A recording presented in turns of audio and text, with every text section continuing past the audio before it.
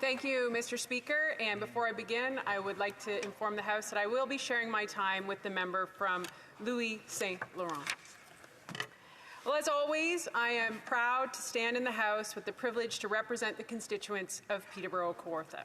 Today, I rise to speak to Bill C-30, an act to amend the Income Tax Act, meaning Canadians will get a one-time tax rebate.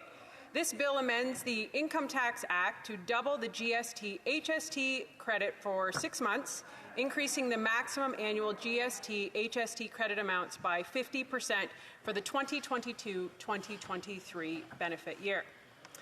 Bill C-30 is another one of this Liberal government's attempts at a flashy headline that really does nothing to address the core issues when it comes to our affordability crisis in this country.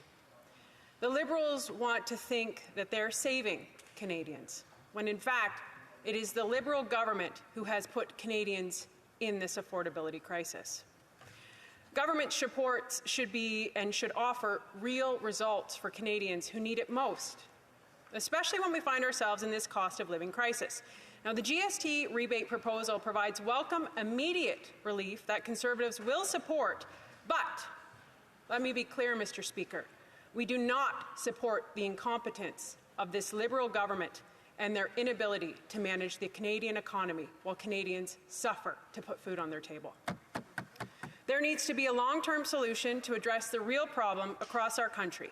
Inflationary deficits and taxes are driving up costs at the fastest rate in nearly 40 years. Mr. Speaker, just last week in the Standing Committee on the Status of Women, we had a witness from the Boys and Girls Club of Canada testify to the current ongoing study surrounding the mental health of young women and girls. Now, I asked if they believe our current cost of living crisis is affecting our kids. And the answer, and I quote, yes. We have multiple anecdotes of families who are reporting increased stress. We're hearing it from the kids. We're actually meeting with our clubs in the next 2 weeks, and I think we'll hear more of those stories where they've said food costs are a problem. Mr. Speaker, when moms, dads, and caregivers are stressed or worried about how to put food on the table or how to pay rent or how to keep the lights on, that tension is noticed by our kids. This Liberal government is downloading its inability to manage the economy to our children. Children do not need the burden of adult problems. They have endured so much these past few years, and they need to be children. Mr. Speaker, I've said it many times before in this House, the affordability crisis is a mental health crisis, and it is being exacerbated by the hurtful policies of this current government.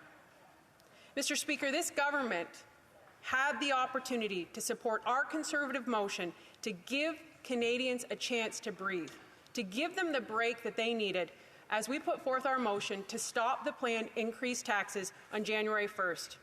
But instead of giving Canadians a break, they voted to tax their hard-earned paychecks even more.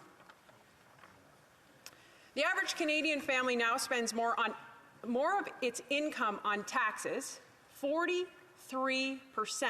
than it does on basic necessities such as food, shelter, and clothing combined, which is 36%. Now, by comparison, 34% of the average family's income went to pay taxes in 1961, while 57% went to the basic necessities. When families are spending more of their income on taxes than any other necessity, coupled with the current rate of inflation and affordability crisis, Mr. Speaker, something has got to give. Canadians are hanging on by a thread. Next Monday is Thanksgiving, and Christmas is just 81 days away. Now, with Canadians struggling to get by with the basic necessities, how are they ever expected to manage for the extra spending that the holidays require? The price of turkey up 15%, the price of potatoes up 22%, the price of cranberries up 12%. This one-time help proposed in this bill will give an average of $467 per family. So if you are an individual without a child and you are earning more than $49,200, you will get nothing. If you are a family of 2 adults, 2 kids, earning more than $58,500, you will get nothing. Mr. Speaker, when groceries are up almost 11%, when inflation is at a 40-year high. This is not acceptable. I want to read another message from Emily, who wrote to me. You know, it's interesting. I'm even starting to get worried. And we own our house, 1 car, little to no commute, 1 child, emergency account, early to mid-40s. My husband is a professional engineer making middle 6 figures, and we are starting to get a little nervous. So imagine others. Mr. Speaker, the impact of both parents having to work, not having a choice, the impact on our kids, the mental health crisis, it's out of control. The average family of 4 is now spending over $1,200 more each year to put food on the table. And this doesn't even consider the rising cost of gas with the government's carbon tax or the cost of housing. Mr. Speaker, you know who this stress and burden is passed down to when parents are stressed about paying for the necessities? Our kids, especially our teenage kids. Our future, Mr. Speaker. Mr. Owen Charters of the Boys and Girls Club of Canada explains it best when he said, too often, and this is a quote, too often kids who come from underprivileged homes or homes where there's a single parent take on a burden that is like an adult at a very young age, and they worry about those adult issues. They may not always let their parents know, because part of being a responsible member of that family is not to let that burden fester on the other members of the family. We see that as a part of single-parent families, especially, or families where the parents are dysfunctional. Now, the irony in all of this today, Mr. Speaker, is that the Liberals want Canadians to believe that they are saving them, when in fact they are responsible for the problem. They want Canadians to think they are coming up with solutions when in fact they created this. Mr. Speaker, it's like cutting someone's leg, then offering a Band-Aid and patting yourself on the back for helping. It's ridiculous. The jig is up, and Canadians know what the Liberals are doing. This government continues to think more spending will help with the cost of living. Well, no, it doesn't work that way. How does taking home less from your hard-earned paycheck help the economy or mental health? How is tripling the carbon tax helping Canadians? It isn't. Mr. Speaker, you know what you need to make food and housing? Gas. You know what the Liberals want to do? Increase the tax on gas. So guess what? The already outrageous food and real estate prices are going to keep going up. Do you know what happens to people when they don't have hope? When they can't see a light at the end of the tunnel? They get depressed. They get anxious. They use drugs and alcohol to escape the pain, and they might even attempt suicide. Mr. Speaker, we will fight for the people. We will fight for their paychecks, and we will fight for this country. Canadians deserve better. The children deserve better. Our seniors deserve better. They gave their life to this country, and so many of them cannot even afford to buy milk. Mr. Speaker, we do not need to burden our children with adult problems, and they do not need to see their parents suffer. The Conservatives will keep pushing the Liberals to wake up and do the right, compassionate thing and stop their planned tax hikes. And I encourage all of the members on that side of the House to stand up to their government, because I know they are getting the same calls to their constituency office that we are getting. Canadians are suffering, and we were elected to bring their voice here, not take this voice to them. And it is wrong what this government is doing. It is wrong how they are making them suffer and not recognizing the pain that is happening in this country. Yes, I will support Bill C-30 because Canadians need a break, but I will not allow the Liberals to forget that the reason they need help is because of their inability to manage our economy. And I will continue, like all of my Conservative colleagues, to push this government to invest in development, not relief. And that starts with stop taxing Canadians and let them keep their hard-earned paychecks. Thank you, Mr. Speaker. Questions and comments? Question et commentaire. The honourable member for Fleetwood Port Kells. Thank you, Mr. Speaker. It's interesting to hear, the recounting of the increase in the price of things that the honourable member has mentioned. I'm wondering if she can reflect on the fact that there have been no tax increases, and yet a litre of gasoline out at the coast is $2.40 plus right now.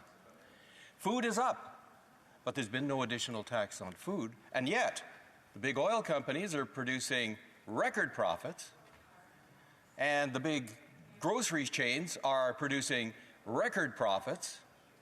So maybe she can tell the rest of us who's really responsible for the inflation that we're seeing on the two key things that are driving the inflation rate, food and petroleum products. Tax on freight. Escalator tax. The Honourable Member for Peterborough-Kawartha. Thank you, Mr. Speaker, and I appreciate the question from my colleague across the way.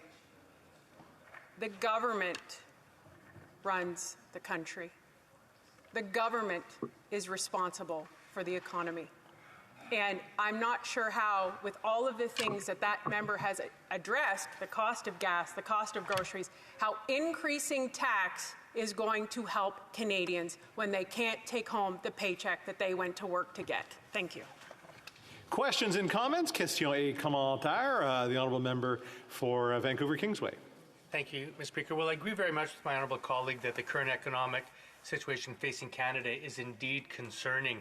We have a lack of energy sovereignty, as has been pointed out by my Conservative colleagues. We are failing to repatriate lost manufacturing jobs. We have a lack of affordable housing. In fact, I think a crisis in affordable housing. Yet it was Conservatives who opposed and dismantled Petro-Canada, Canada's national oil company, which would have helped achieve national energy security. It was Conservatives who signed neoliberal trade deals that saw capital flee Canada and all of the jobs to low-wage jurisdictions. And it was Conservatives who cancelled CMHC's social housing function a generation ago, helping to lead to the situation we face today. Why should Canadians have any faith that Conservatives could fix the problems today when they played such an important role in creating the problems that we're facing now? The Honourable Member for Peterborough-Kawartha.